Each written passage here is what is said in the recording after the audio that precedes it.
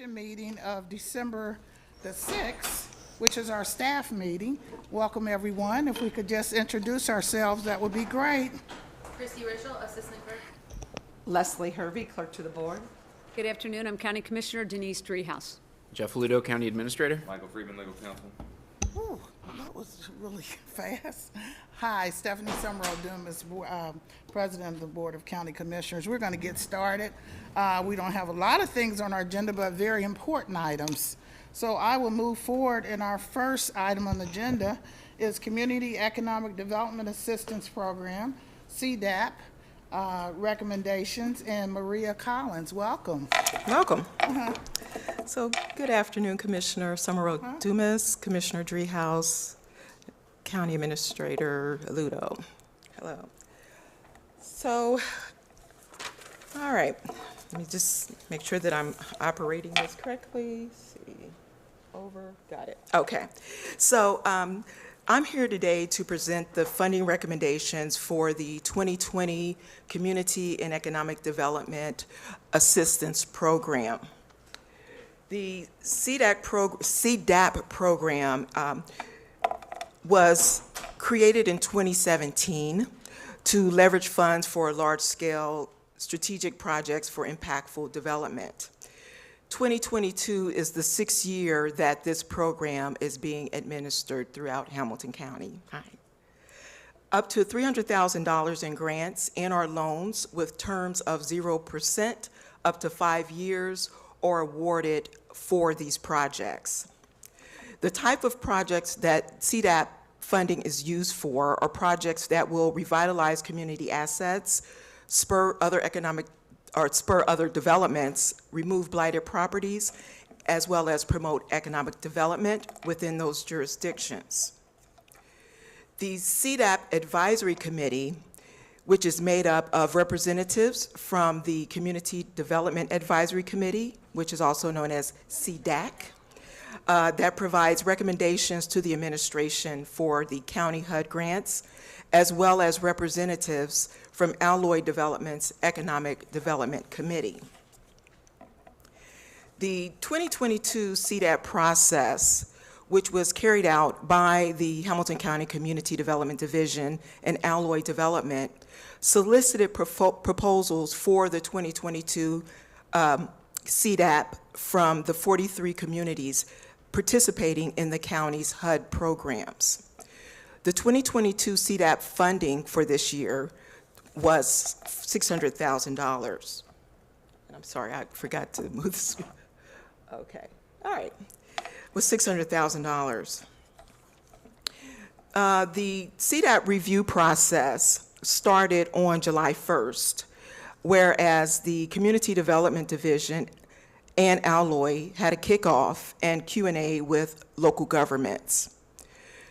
On July 22nd, CDAP pre-applications were submitted, and on August 29th, CDAP full applications were submitted. The advisory committee met for their initial review on September 16th. And on October 7th, the advisory committee completed scoring and made award recommendations for 2022.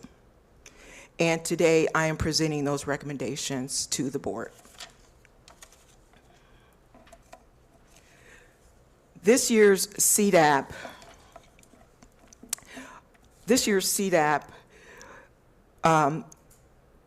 received 12 applications, pre-applications, from 12 of the 43 participating jurisdictions, and the 12 projects appeared to be eligible on the initial review.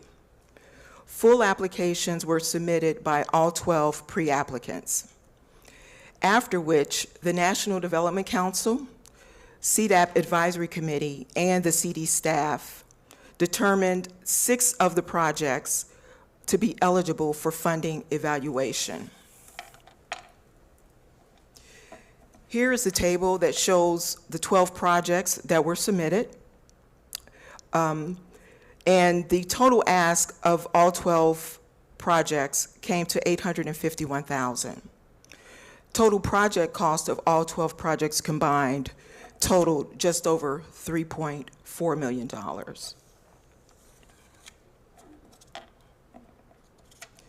The 2022 CDAP award recommendations that were made by the CDAP committee, the first being Groesbeck Streetscape Project. This project is in Colerain Township. The total project cost is $2.4 million. The total CBDG ask is $300,000.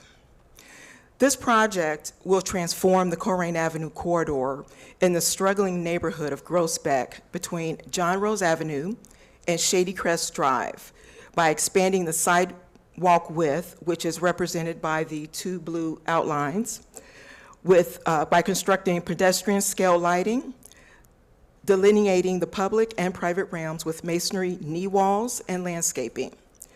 This project will reduce traffic causing access points, support local businesses, and improve safety and aesthetics of this critical corridor. Could I ask a question about the Groesbeck one? Sure. I noticed that the request on our sheet says 350,000, but on the other sheet it says 300,000. Yes. So I was, Yes, so their initial request was $350,000. The cap on the program is $300,000. So the most they could receive is $300,000. thank you. You're welcome. The next project is the Plainfield Road Crosswalk. This project is in the village of Silverton, which is represented by the blue bar crossing Plainfield Road. The total project cost is $80,000. The CDBG request is $72,000.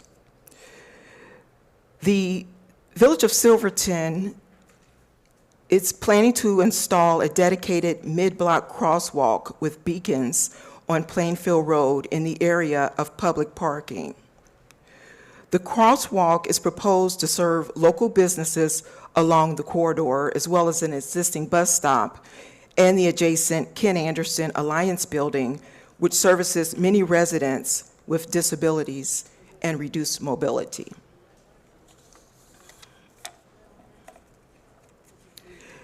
The next project that is being recommended for funding is the Montgomery Road Sidewalk Safety and Utility Pole Removal. This project will occur in the city of Norwood. The total project cost is over $233,000. The CDBG ask is $148,000. In 2022, Norwood received funding from Hamilton County to pursue a storefront facade improvement program. 3 of the 6 properties in this block could immediately benefit from the program. However, the owners are both technically unable and reluctant to commit to their own building improvements and thereby make use of this grant subsidy unless Duke removes the 4 electrical poles along this commercial frontage and buries the electrical utilities and Cincinnati Bell lines. Most of Norwood's electrical poles along this corridor have already been buried under the past few decades as development has progressed along Montgomery Road.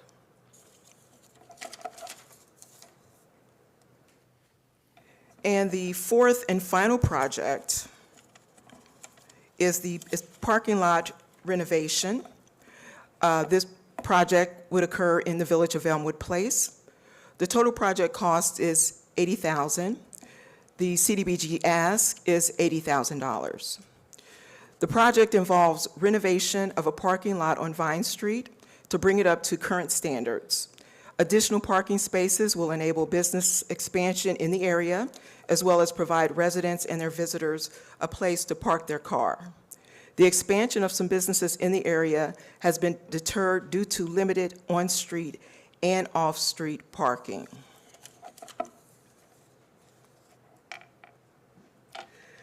This is a table that summarizes the 4 projects that are being recommended for funding today. The total request of all 4 comes to $651,000. The total grant amount that is being recommended for award is $450,000. The total loan amount being recommended is $150,000. The total CDBG asked for all four total is $600,000. The project total for all four projects is just over $2.8 million.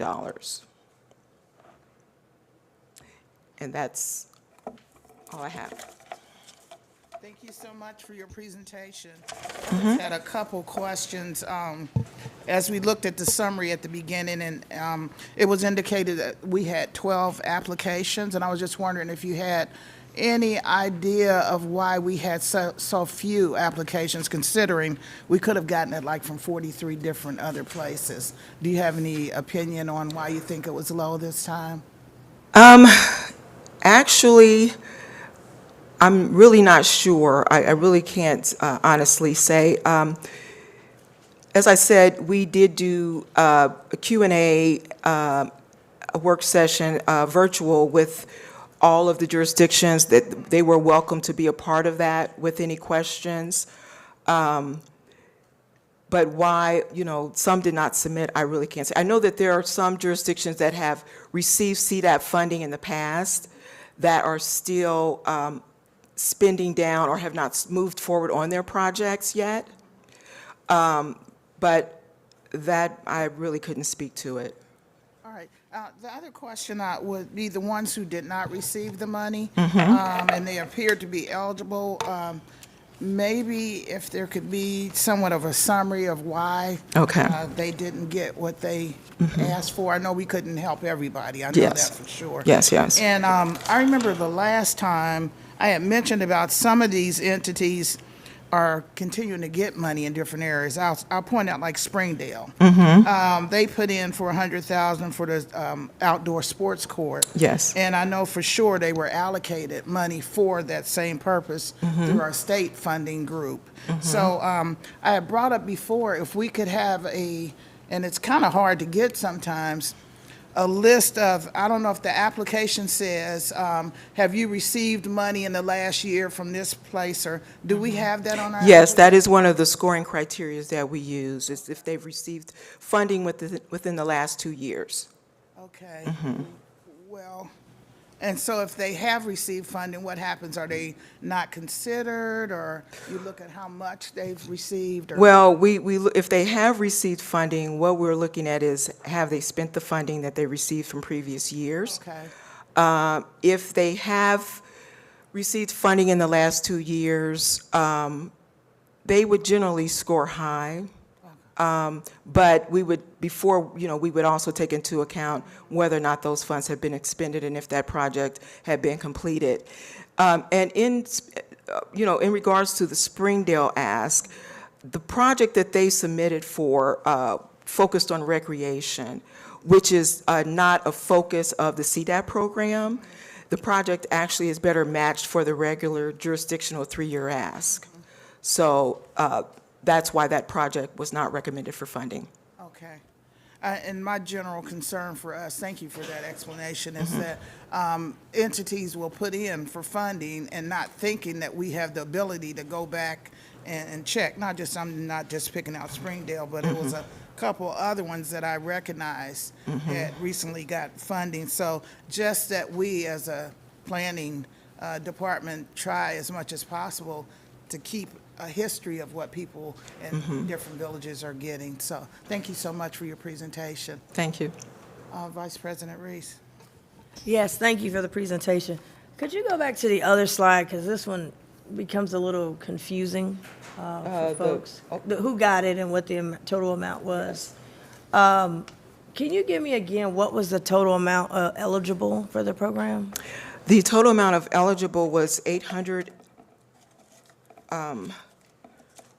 300,000 was the cap for, Yeah, per person, I'm talking about what's the overall, how much? the overall ask for all 12 applications was 851,000, Yeah, I know the ask, but how much money did we have available, I guess is what I was, 600,000. 600, okay, so Yes. we hit the 6. And then, how do you determine which one goes for grant or loan? Well, basically, they'll request either a grant. In one instance with Norwood, they requested I'm sorry, not Norwood, with Colerain Township, the Groesbeck Streetscape, they put in a request for a grant and for a loan. Okay. Yes. Everyone else put in a request just for grant. Got you. Okay. And that's a 0% interest loan, For up to 5 years, up yes. to 5 years. Okay. Okay, yeah, that's what I just wanted to make sure that this one was on the screen a little bit longer, because the other one, Yeah. because the one in our packet, could we also get that one? Sure. Because the one in our packet has requests, and it also has in bold, I guess, what their request was, like 149,000 for Norwood, and really we only giving them we're giving them 148. So just, could we also get, we have this one, but I need the other one. the Okay. Actual what we're giving them. Okay. Yeah. So the one I was just showing, no problem. That would be helpful. Okay. Thank you. You're welcome. Is that? Yeah, that's it. Commissioner Dreehouse. Thank you. Thanks for the presentation. Thank you. I looked through the memo that you provided related to these projects. I think it's very helpful to get an understanding of why some of the other ones did not get recommended for funding. So I very much appreciate the paragraph that's in here, because that would have been my question, why were some awarded funding, others not, other than the limitation of the amount of money that we have available. You have detailed some of the reasons that the other ones were not chosen. Can I ask you, though, as a follow-up to that, so when some of these communities, because some of them, the language is a little vague related to why they weren't recommended, do you follow up with these communities then so that in the next round of funding, they can have more success related to their application? Yes. Okay. Yes. Yeah. Yes, we'll share with them, why their application was not selected for or recommended for funding this year. As stated in the memo that you have before you, those are the reasons. Now, I noted that Woodlawn and Deer Park, you don't have those in your memo. And the only reason is because even though those two projects scored lower than the four that are being recommended for funding, they could have possibly been funded if we would have had more funds that could have spread it and helped them out. It's just that we didn't have enough funding to take an award for those two projects. But those were two very good projects as well that would have been eligible for funding this year.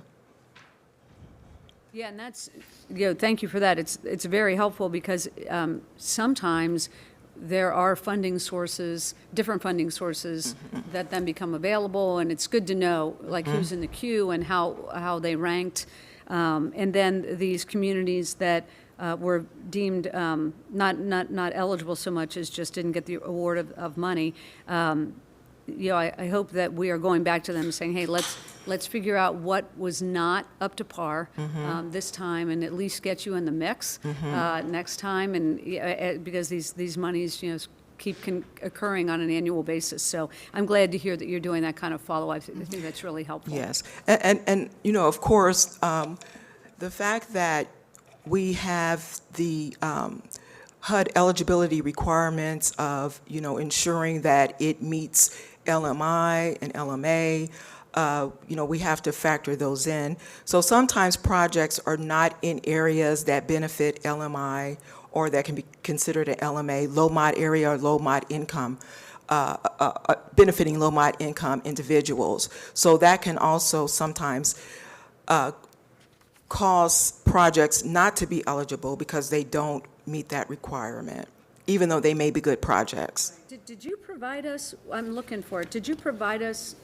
with the criteria that's used for deciding who gets the dollars? Not all the criteria, but in the memo, I do state some of the criteria that were used in our review, And, but I can send you the full scoring sheet that will list all the criteria. Yeah, so I see that on the second page there, some of the things that you considered. I think it would be helpful Okay. for us to, because we have so many of these programs that you guys are making recommendations about, and you're doing the vetting and you're giving recommendations, which is very helpful. I think it would be helpful for Okay. us, though, to understand kind of what you're looking at, what the criteria is, why some might not be eligible right off the bat.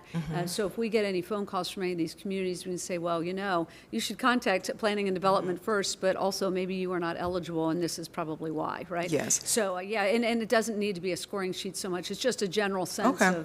of what we're looking for through this particular program. Yes, and Commissioner Dreehouse, I would like to add too is, since I've started back in March, one of the things that my team and I are doing is we are kind of revisiting all of our RFPs and looking at the scoring criteria to ensure that we are being fair in review of these applications, looking at criteria that are fair across the board for the most part. So we're revisiting that with the CDAC committee, and at some point we may be updating some of those criteria to make them a little more inclusive.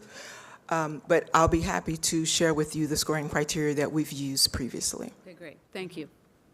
Thank you, and I just had one additional comment, because I know a lot of work went into selecting the 4 that you did select. But as we look at Colerain Township, the Groesbeck one, and the $350,000 that you guys have decided that you'd like to allocate, I'm just wondering the impact of what $350,000 can do for a $2.4 million project.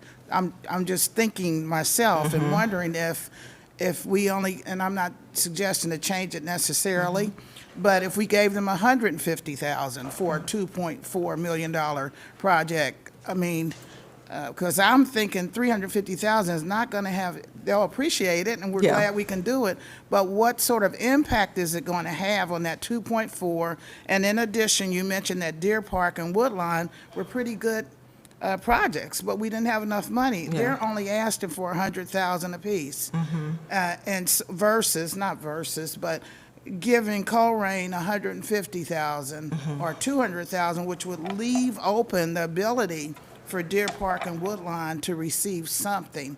So I wrote down here for myself, what is the planning department, what is your department's strategy? Are you trying to have the most impact on a smaller number of requests? Or are you trying to distribute the money where everybody gets a little bit? So I'm not real sure, and you don't have to answer that now. Well, I can give you this answer to that question. One of the things that we are looking for is project readiness. How quickly will this project be moving forward? Because as you all are aware, we have to expend our HUD dollars within a timely manner.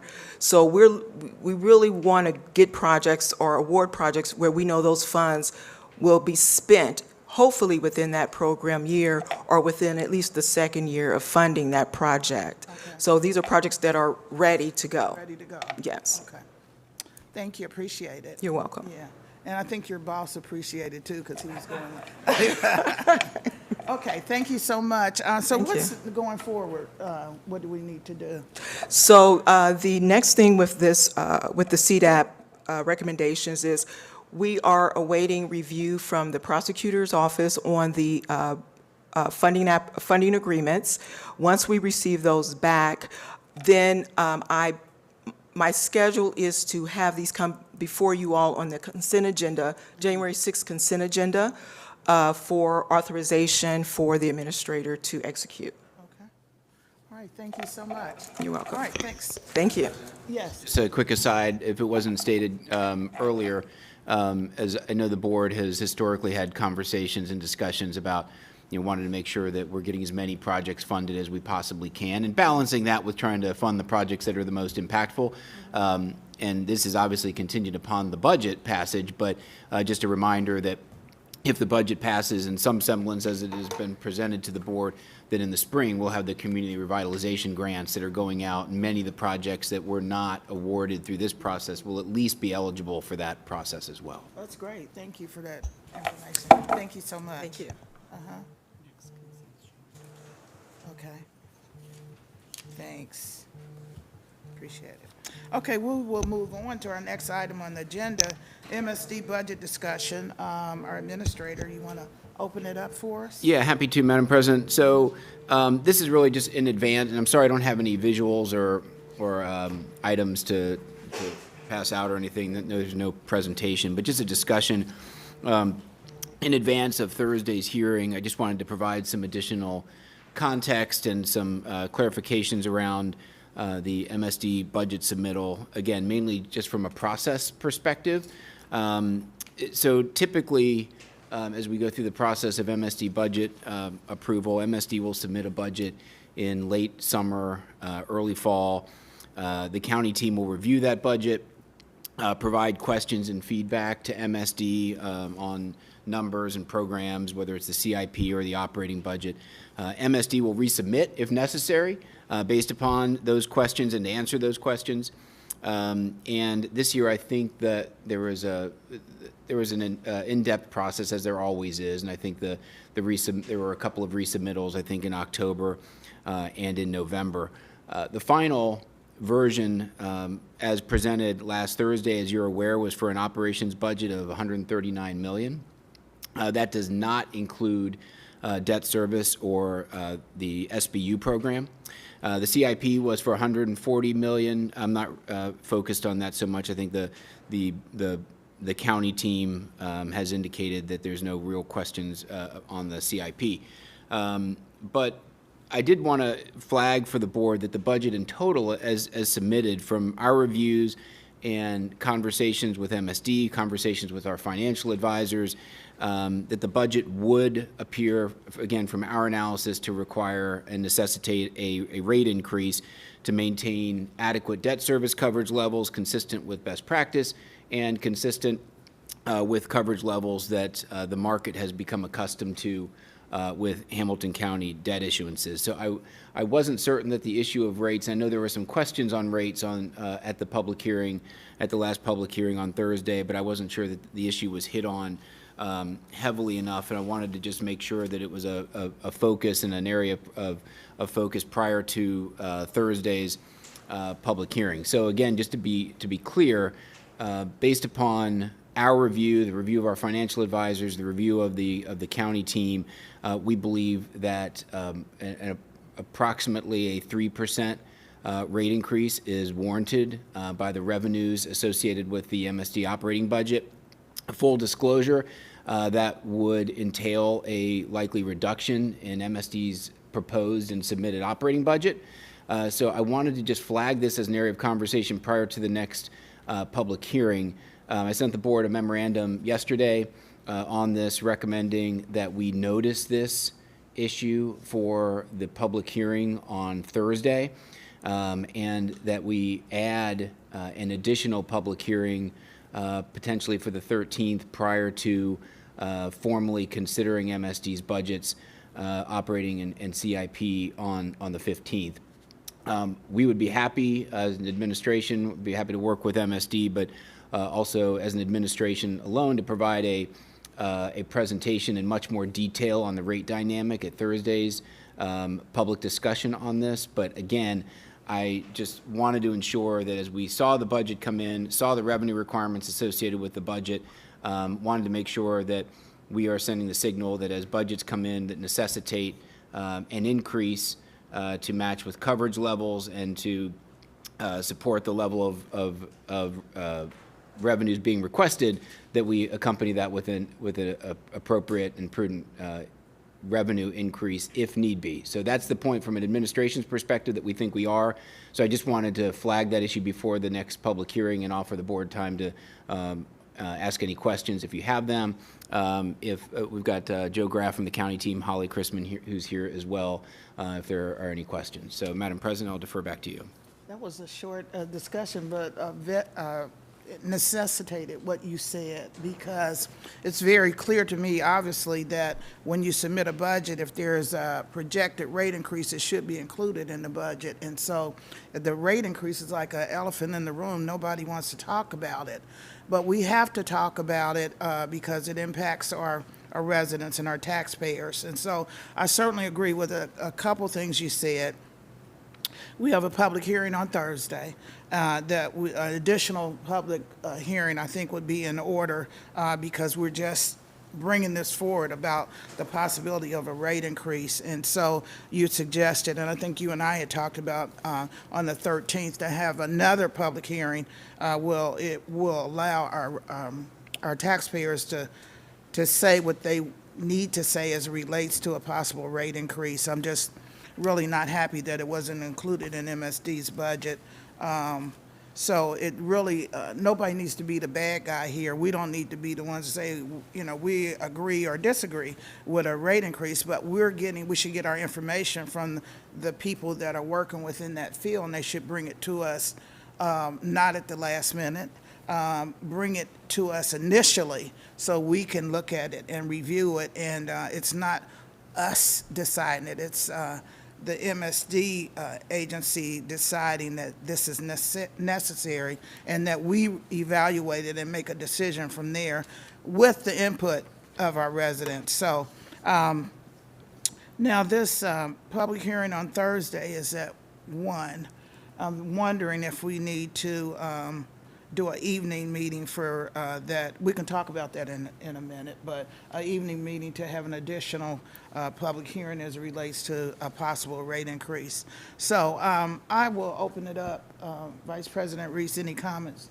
Hit your microphone, yeah. Okay. Yes, actually, I do. I am, well, I don't want to say the word disappointed, because then people say, well, we elected you all. Why would you run around here and say you're disappointed? Do something about it. Number one, I think we need something in writing from MSD to indicate in their budget if it needs an increase. I'd like something on their stationery to indicate that. Number two, I do think that even if we do add we got a public hearing tonight, and if someone, I don't know who's coming, but if they drive out tonight, and now we're saying, well, here's some information today that you may not even know and be able to comment on. I think when we start talking about the rate increases, which is what I brought up last week in the context of everything, we've got to look at this whole thing holistically. We can't do the silos, because the people, their budgets are getting hit not in silos. And I'm just looking at a January that's getting ready to just demolish the taxpayers. I mean, the homeowners can't get a break. They've got their taxes due in January. The property taxes are due in January. Now we come back and a rate increase on your MSD bill will be there. And I know it's easy for us to say, oh, it's just $2, it's $3, it's $4, or whatever. But from the people that I'm hearing from, who may or may not be able to be at a budget meeting, they're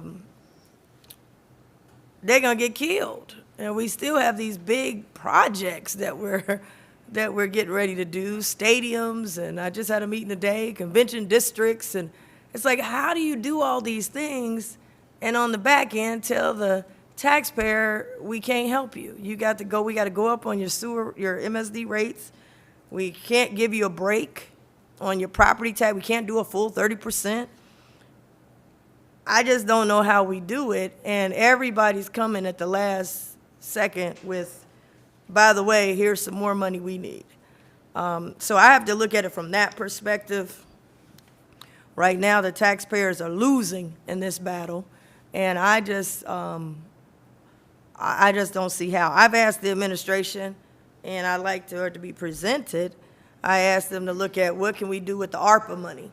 I mean, these are some tough times right now, and I know all of us are here, but it's people out there who barely hanging on, trying to hold on to their house, trying to hold on, can't afford it.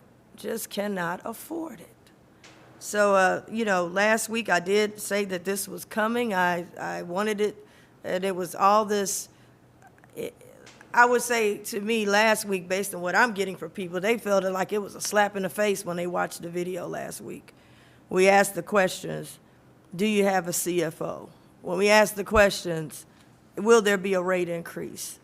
And we just can't run an operation like that anymore. So I appreciate the administrator giving us a memo, but we got to have something and enough time for people to digest it. We have not had a rate increase in some years, so it's not even on their radar.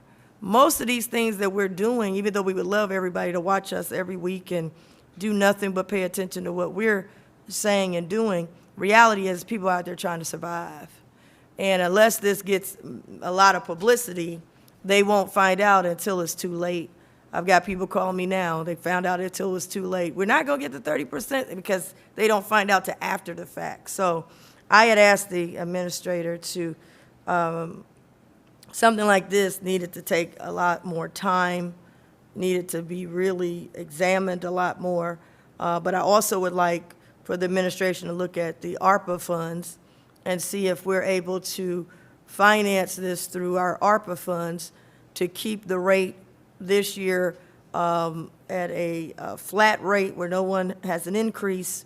And then as we go into next year, we don't do January. I mean, we don't do December. We start early and really have hearings from people, because you're talking about a rate increase with no extra service, no better customer service, no increased service, and it's going up at a time when the people are not happy and they just cannot afford it. So I just, it has been some, I think, some sad news these last couple of weeks of everything that's happening to you is going to go up. Your property taxes is going up. We had an issue on the ballot. Now your rates are going up. I don't care if it's 3% or in here it has a 7.25%. My understanding at one point it was almost a 12%. I mean, when does it stop? And at the same time, we got these big, huge projects. I'm talking hundreds of millions. I'm not talking $10 million or $20 million projects. I'm talking hundreds of millions of dollar projects over here. And to the taxpayer, they just can't understand, when will I get a break? So I do share in the, I won't say share in the frustration, because I said it last week.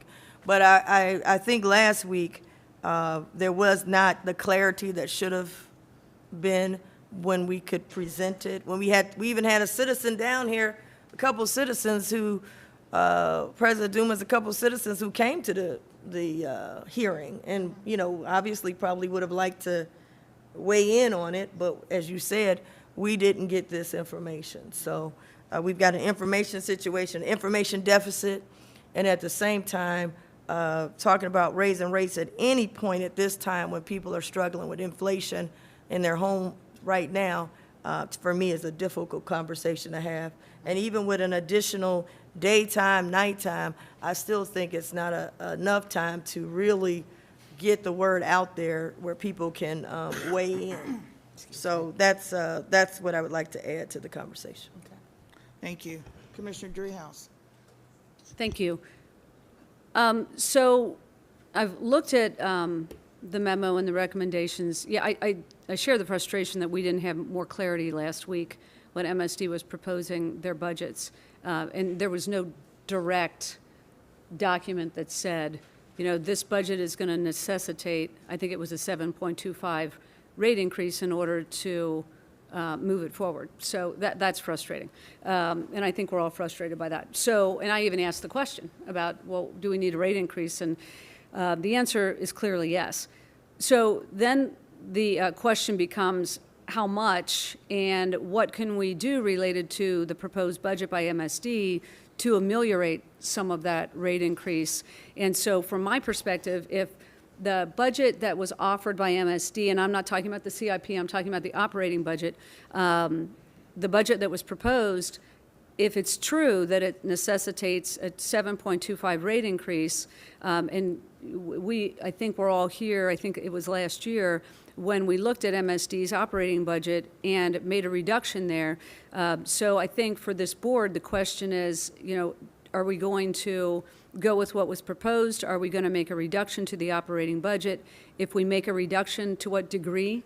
Can we make a reduction and not impact services to the ratepayers? Because, I'm reminded that the money that we're talking about is not only the large capital projects that are driven by the consent decree, the unfunded federal mandate that we got, but it's also asset management. And nobody wants to see any collapsing sewers or pipes in the community. And so I think we all agree that that work is really important. It's just a matter of how quickly can we get these projects out the door and how much money is necessitated into the operating budget. And so if we were to make a reduction there, that in turn would reduce the amount of the rate increase if we deem that that's necessary. So I do think it's a relatively complicated question.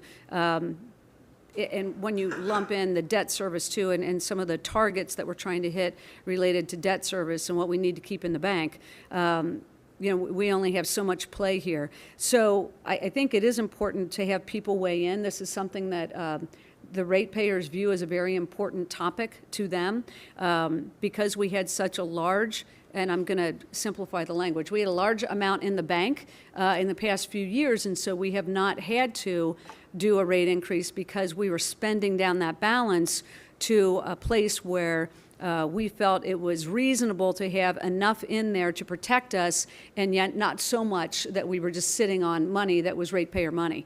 And so we have hit that point in time, and so we need to make this decision related to the budget and the increase. So the timing question, if we were to put another hearing on the agenda, I'm fine with that. If the desire of the commission is to do some kind of interim budget and then have this conversation the first quarter of next year, the conversation about any kind of rate increase, I'm comfortable with that as well. But I do think we're going to want to make a decision within the first quarter of next year to make sure that we have enough money in the utility to do the asset management and the projects that we anticipate rolling out the door. So I don't know what that means to either MSD or the county administration, and nor do I have any thoughts right now about what a temporary budget would look like. Maybe we hear a lot about continuation budgets, so maybe it is the standard of what we have right now, knowing that we're going to have this conversation in January, February, and March of next year to allow citizens an opportunity to weigh in and then come to a conclusion after that within the first quarter of the budget for next year. So I'm open to either one. One is do it now and ramp up the public hearings we have now within the next couple of weeks. The other option is to have a continuation budget and have this conversation in the first quarter of next year. So that's, from my understanding, I think that's what we're looking at.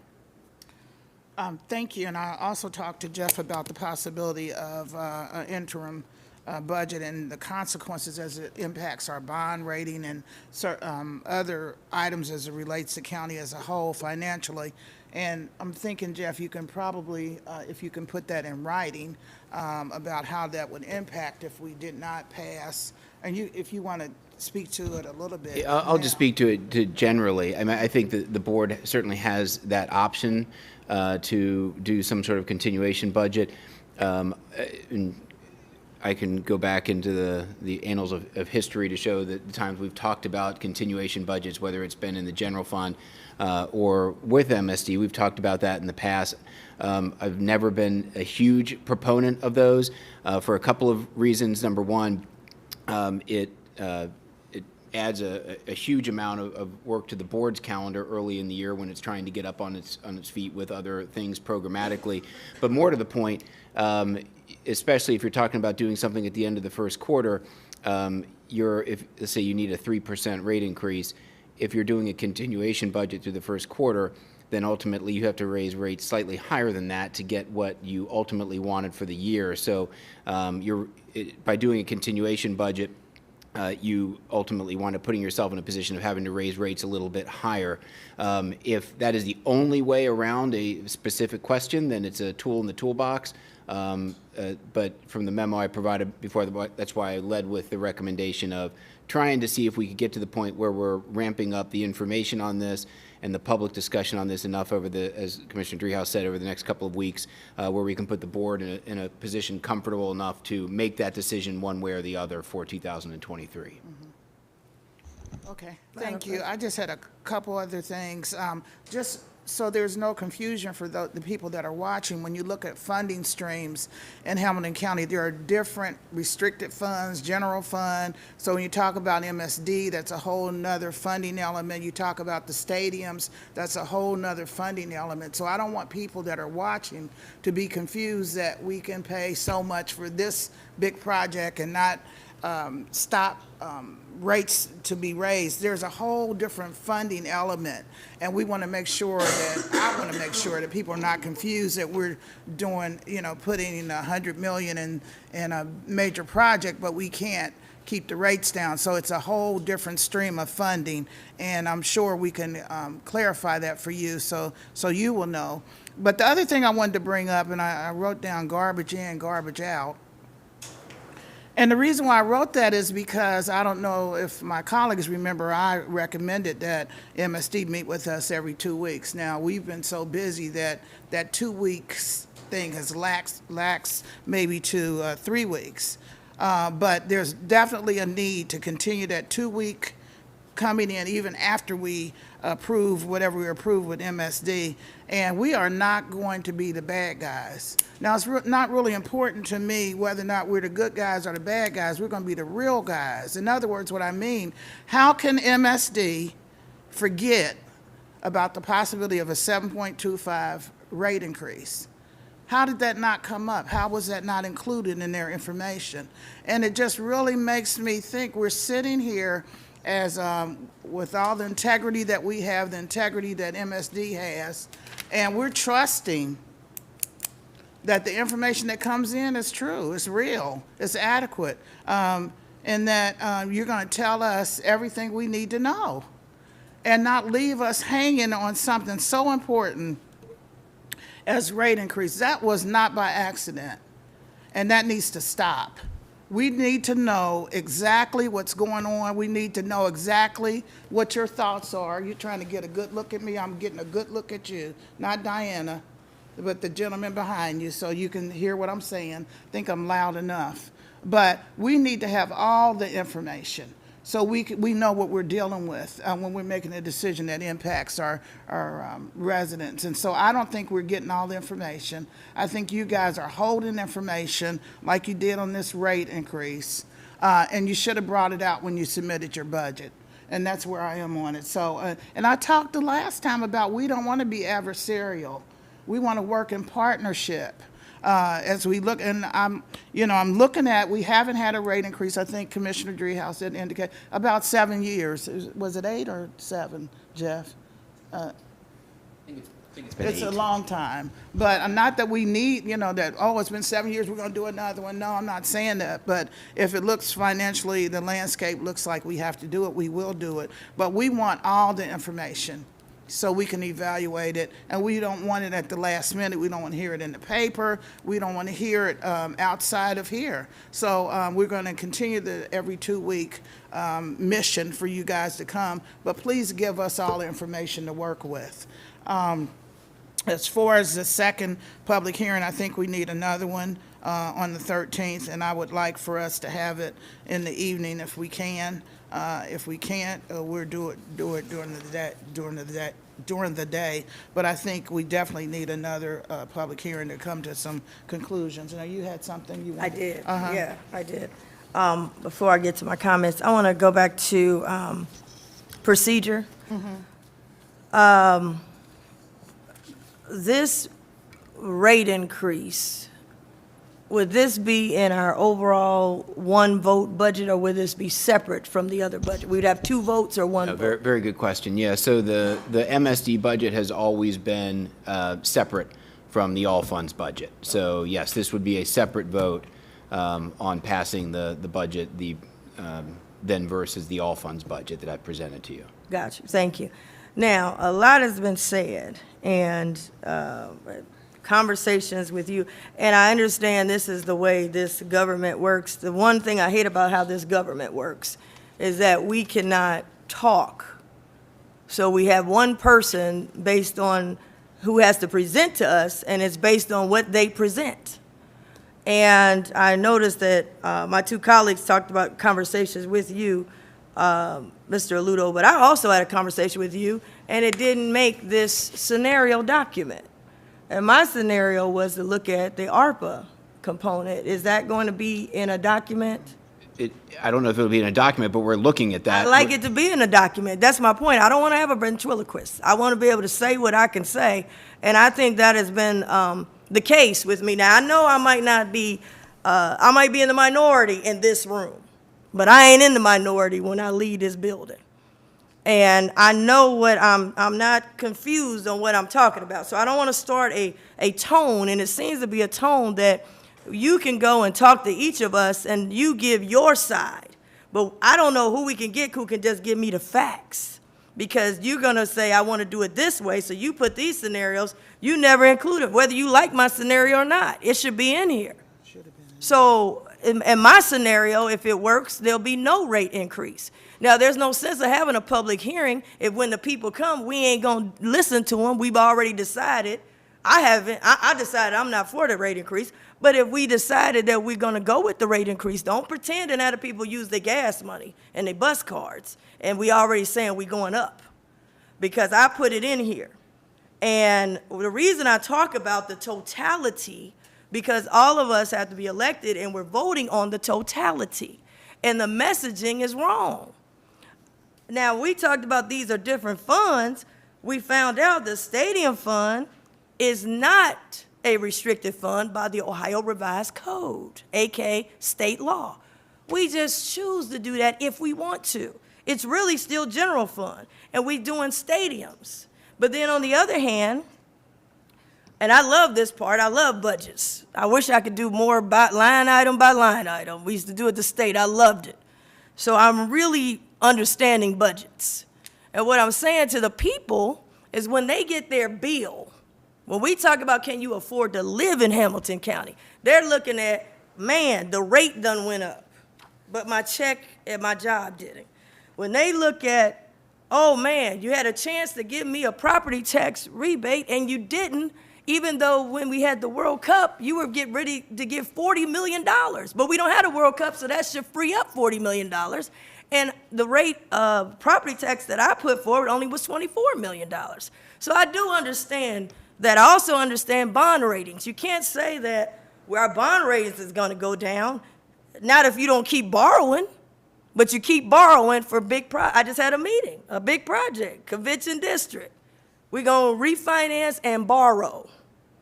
So MSD, what I had an issue with MSD, I don't look at it as separate, because when people come in that first of the month and all those bills come, minus, that's what I'm trying to explain to the people so they can understand. And it's hard to explain that we cannot get creative when it's time to help give a break to the taxpayers.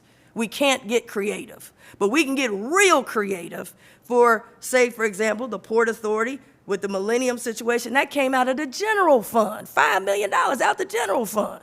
Already probably done been paid quicker than we can get money to communities.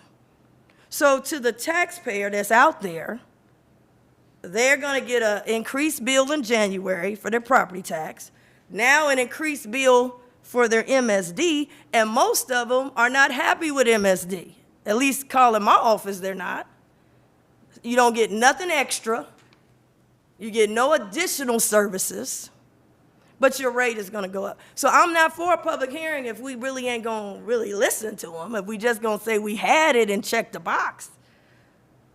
But I'm not for it. I feel that we got to get just as creative, if they're asking me to get creative for the Convention District, just as creative as you've asked, as you did with the World Cup. $40 million not being spent, but we still can't help the everyday taxpayer with 30%. I'm tired of the one-sided deals. I'm trying to fight for the taxpayer to get a break. Now, it's not be popular here. I might be outvoted in here, but I ain't outvoted out there. Lose the fight, win the war. The people out there are saying the same thing. So I'm asking the administrator, if I ask you something, none of my stuff make the documents. None of my stuff makes the PowerPoints. none of my stuff gets, I don't know, maybe don't get communicated to my colleagues. Maybe that's why when we come in here, they're surprised when I come up with something, because it hasn't been properly presented to them. I don't know what that process could be. Now, you're going to say, well, wait a minute, we got chief of staffs. The chief of staff does not have 25 years of experience like I have that can go through this budget. They ain't been on the finance committee at the state. They ain't been on the finance committee at the county. And these type of things we're dealing with, and they can't go up against the administrator, because the administrator, I'm the administrator, and they said, well, we got to go with what he said. I came down here to do some things different. The people sent me down here to shake this thing up, uncover what's been going on, and fight like hell for them. And I'm hoping that when I have something, that at least my colleagues have had an in-depth reading of what I've been presenting to the administrator, because that's the only place I can go. Or either I need to have a presentation and put my PowerPoint up here and have an opportunity to go through my PowerPoint. But that is what I think is important. I'm not going for nothing unless MSD put it on their stationery that they got to have a rate increase. They're not putting it on their stationery. They're leaving it over here to us. And I've asked for other ways that we can look into. But I want to see my stuff in writing, presented. I presented it to you, and it was not on one of these scenarios. So my colleagues definitely would not know unless maybe you talk to them behind the scenes about the possibility. Madam President? Yes. If I could just briefly, so I just want to be clear that the memo that the board received did not include policy or programmatic recommendations from any office. So this was not a document where I was putting into it what one commissioner felt or another. It was to talk procedurally about the need for a rate increase as we read the dollars. Commissioner Reese, you had asked about the potential to look at ARPA. We are looking at that. We do not have the answer on it yet, but I told you we would look at it. We are looking at it. But whether or not ARPA funding is a viable strategy for closing the gap here, from my perspective, in no way eliminates the need for a rate increase. If the board were to use ARPA as an offset, which may be, if it is possible, a policy idea that the board would want to pursue, that revenue need of the utility is still there. And that revenue need is going to be there next year. And so if you were to not have a discussion on rates, then you're just compounding that into next year. So whether or not you choose a different way to accommodate or address the problem, I would strongly recommend that you still have the discussion around the issue of rates so that the public at least knows that this is a dynamic and a trend that is different than what we faced over the past 8 years. And at the end of the day, if the board decides to address that issue through ARPA or other mechanisms, then that's something we can certainly look at, and we are looking at that. In fact, we have a call with our consultant, an additional call with our consultant to follow up on our conversation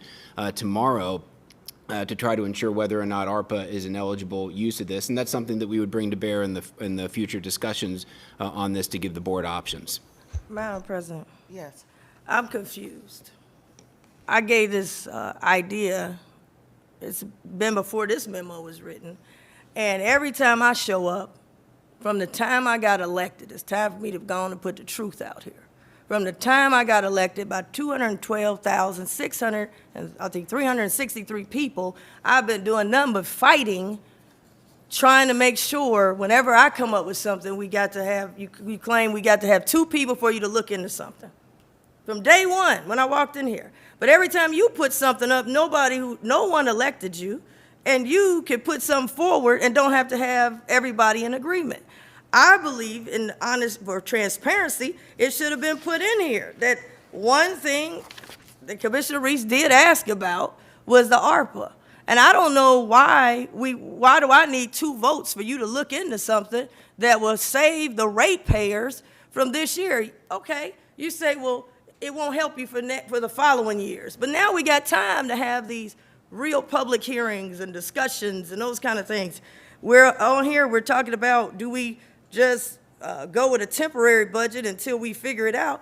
No, the ARPA, if one of my other colleagues were to bring something forward that's gonna save the taxpayers' money, gonna save the ratepayers' money, I'm here to tell you to look into it. You don't need to go get 2 votes for you to look into it. I would hope I would give them the respect, and I hope they would give me the respect of looking into it. I'm trying to be creative. I'm looking for a win-win for both the taxpayers and these so-called big projects. When we get these big projects, you come in with a presentation of how we can do it, and you done made this move and that move. You never talked about bond rating with the World Cup. You never talk about bond rating when you talk about the stadiums. You never talk about the bond rating when you talk about Convention District. But every time we deal with giving the taxpayers a break, whether it's a property tax 30%, whether it's the MSD rate, then we come in talking about the bond rating.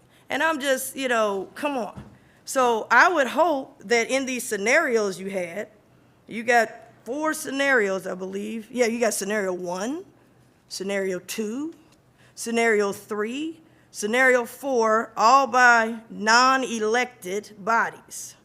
And then scenario 5, you're telling me I got to go get 2 votes for us to look at scenario 5 to see if we can use the ARPA. If we can use the ARPA this year and keep the rate down this year, I think it should be on the table. And then that's why we vote every year. If they wanted us to look 5, 6 years out, the state of Ohio would have said that you've got a 5-year budget. We're one of the few entities in the entire state that has a yearly budget. Most people got 2-year budgets. So there's a reason we're supposed to look at this year by year. And I understand we've got some consent decrees and all that stuff that's on top of us, but the reality is, if we can help this year, why not look at it? So I don't want to get into this situation that when Commissioner Reese show up, I got to get 2 votes to look into something. I don't want that. I got 212,000, that's enough to look into something down here. And I think that if we're going into public hearings and all that, this proposal should at least have been on the table, that this is one that we are looking into. So that's what I have to say, and there's been a lot of disrespect. And I'm just telling you now, not just with you, we had it with MSD. It's stopping. Tell you now, it's stopping. The MSD, I asked about a CFO, and the response was, do you want to pay for one? Well, we paying for a lot of people I might not want to pay for. Nobody asked me if I wanted to pay for y'all. That wasn't even on the table. So don't come in here. I'm just telling you now. I don't know if you maybe see some on TV and she lets it go, and we gonna get bold with me, because we gonna get bold with your numbers. I don't see how we go with an organization that don't have a CFO and got the nerve to talk about a rate increase on the backs of the taxpayers. I don't see how we do that. Madam President, if I could just clarify one thing, just wanted to be very clear. I thought I hit this, but first and foremost, 2 commissioners are not required to look into something. I indicated in my comments that we are, in fact, looking into the issue of whether or not ARPA can be used to offset revenue requirements at MSD. 2 commissioners are not required to look into something. I have never indicated that 2 commissioners are required to do research or study an item. 2 commissioners ultimately would be required if we find out that it is an eligible way to address the revenue requirements. Then the board would have to determine how we reallocate ARPA funding to do that. But in terms of looking into something, we are looking into it. I thought I made that clear. If I didn't, I apologize. But we are looking into that, and that is not something that I need additional board direction in order to do. Madam President, can we add that to the memo so that at least all of us are on the same page? It's not in this memo. I just like to have it Right, added. that's his memo, and if you'd like to add it. I'm happy to send the board a supplement today saying we are looking into this, and here's when our meeting with the consultant is going to be, and we're happy to report back to the board on this when that meeting is complete. Okay, thank you. I just wanted to make 2 comments. Can I comment on? I didn't get a chance. Okay, No. go ahead. There's so much going on, it's hard to keep track. So I had a couple technical questions. And I'm very distracted by some of the comments that have been made today. The memo that we're all referring to is a memo from the administration. It's an analysis on what MSD presented to us, and it creates some scenarios for us to contemplate. it is not a reflection of any office having weighed in on any of this, because it's a memo from the administration, and it is their work and analysis. So I just want to be clear that this is something that was given to all three of us to look at, to consider. We need to make a decision here, and I'm glad that there are other options that are being contemplated, but I just want to be clear on what we're looking at here, which is a memo from the administration. I have a question about the amount of money that we're talking about, because I think it's relevant, especially as we talk about the use of ARPA dollars. How much money does the rate increase, even at 3%, represent on an annual basis? Do we have, I don't remember seeing that number. I don't have that off the top of my head, Commissioner. We can find that for you and Okay, I provide just that want to to, you. I want to get some context as to what that 3% represents, because we're talking about this huge fund. And so if we could even get that during the meeting, I would appreciate it. If not, we'll get it later. The other technical question I have is related to a deadline. We have to pass this budget by a certain time. What is that certain time? I think it would be preferable that we pass the budget this year. So I know in years past, we have gone very late in December before we've passed the MSD budget. Obviously, the timing of the Christmas holiday obviously impacts that. As of this point in time, I think the last meeting that's technically on the calendar, although I don't know if it's been formally considered to cancel yet or not, it would be the staff meeting on the 20th. So if there were a decision on the budget by that date, I believe if we've gone that late in the past, I know that. But obviously, as soon as possible in December would be preferable. Okay, yeah, and the reason I'm asking is because we're talking about public hearings and adequate time for public hearings and public input. And so I know our last legislative meeting is supposed to be the 15th, but there is an opportunity to go later if we so choose, right? If we want to extend some of the time frame for the public hearing. So I just wanted to get some clarity on that. Okay. I mean, I have other thoughts. Some of this, some of the back and forth about the lack, we're all frustrated about the inability for us to talk to each other. It would be a lot easier if we could just sit down in a room and talk to one another, which we are not allowed to do by way of the sunshine laws. And, you can't talk to a county commissioner in the state of Ohio that doesn't have the same frustration about not being able to convey their thoughts to their colleagues. I mean, this is just not a great way to do business, and there's a lot of phone chain that goes on. But the chiefs of staff are the conduit, and they do meet on a weekly basis to try to make sure that we understand one another, and we're trying to put our thoughts forward related not only to MSD, but to the budget and to many, many other things. And those are long meetings, I'm afraid, for those chiefs of staff, but that's the way it happens. The other way to communicate, and we don't use it that often, I did do this during the budget process, is to simply write an email to the chiefs of staff related to something that is on my plate. I mean, I did it with the budget document to try to make sure that everybody knew where I was coming from on the budget, and then it filters down, or filters rather to the county commissioners, so that we all are clear on where some of the priorities are and where we are related to some of these really big dollar items. So, it is challenging, but I hope that, I try to get my chief up to speed on what topics I want conveyed through the chiefs of staff meeting. And so it's not perfect, but it is the only way that I have found that we can truly communicate our priorities to each other without talking to one another, which we're not allowed to do. So I just want to comment on that. I just think, it's challenging all the way around because of the structure of this county government. And a lot does fall to the administrator, but I do think the administrator is giving us the best information we can get to make decisions moving forward here, especially related to MSD.